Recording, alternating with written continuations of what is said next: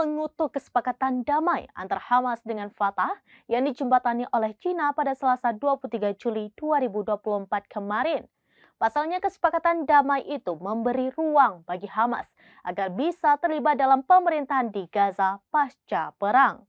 Oleh karena itu, Menteri Luar Negeri Zionis Israel Katz menuduh Presiden Palestina Mahmud Abbas telah merangkul teroris di Gaza.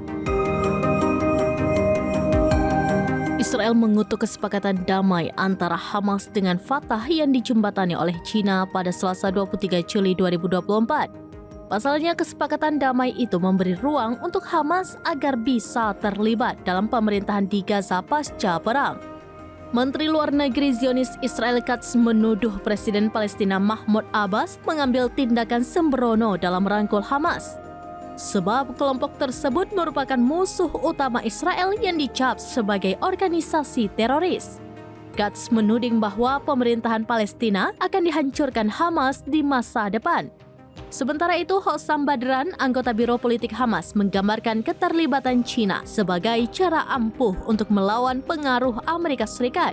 Menurutnya, Amerika Serikat telah menentang konsensus nasional internal Palestina dengan menjalin hubungan dengan Israel. Sebelumnya, Menteri Luar Negeri China Wang Yi menjamu pejabat senior Hamas Musa Abu Marzouk dan utusan Fatah Mahmud Al-Alol.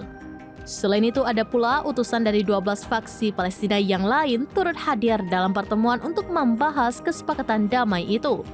Dalam pertemuan di Beijing tersebut, belasan organisasi Palestina sepakat untuk membentuk Badan Rekonsiliasi Nasional sementara untuk memerintah Gaza pasca perang. Kesepakatan ini juga disetujui Hamas dan Fatah, dua partai politik Palestina yang selama ini diduga bermusuhan.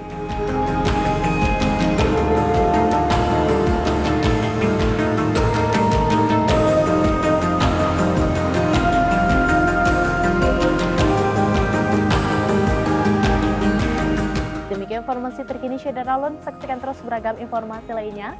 Coba like dan share seluruh akun serambinews.com. Download Tribun X sekarang.